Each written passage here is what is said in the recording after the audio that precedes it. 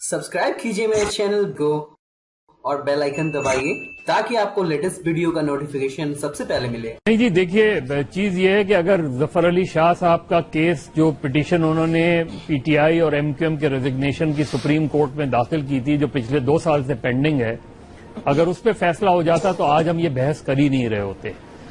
उस पर फैसला नहीं हो सका। यहां मैं नहीं समझता आशा गुल अलई का केस जो है रेजिग्नेशन के हवाले से, दूसरा केस अलग है, उस पर भी बात कर लेते हैं। रेजिग्नेशन के हवाले से आप कैसे, मैं किसी पार्टी में कैसे रह सकता हूं जिस पार्टी के चेयरमैन को मैं बदकिरदार समझता हूं, जिस पार्टी के चेयरमैन को मैं समझता हूं कि वो ड्रग्स में इन्वॉल्व है, जिस पार्टी के चेयरमैन को मैं हर तरह के इल्जामात करा रहा हूं, फिर भी मैं उस पार्टी में कैसे रह सकता हूं? मैं कैसे रह सकता हूं किसी ऐसी जमात में कैसे रह सकता हूं कि जहां मुझे ये हो रहा है कि वहां खवातीन को हरासा किया जा रहा है?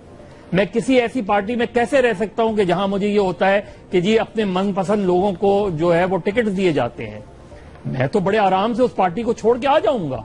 मैं उस सीट पर लानत भेजूंगा कि उस सीट पे कि जहां मेरी रिस्पेक्ट नहीं है, मेरी प्राइड नहीं है, तो मैं वहां उस पार्टी में क्यों रहूं?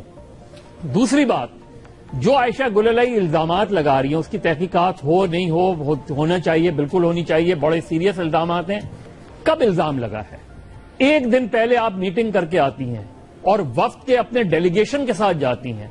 अगर वो हरासा मुसलसल एक हिस्ट्री है हरासा की अगर उनके साथ, तो उस दिन मुलाकात में क्या ऐसा हुआ कि नेक्स्ट डे आके आप फट पड़ी?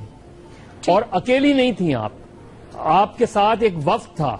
उस वफ्द के अराकीन आपके साथ आके क्यों नहीं खड़े हुए उस प्रेस कॉन्फ्रेंस में, और वो क्यों नहीं हुए?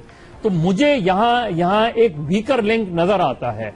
लेकिन रेजिग्नेशन की जहां तक बात है तो जफर अली शाह साहब की पिटीशन का अगर फैसला होता, लेकिन एक रिजर्व सीट पे, एक पार्टी की रिजर्व सीट पे आप कैसे उस सीट को रिटेन कर सकती हैं? ये बाकी तो जो कानूनी नुक्ते हैं वो अपनी जगह है।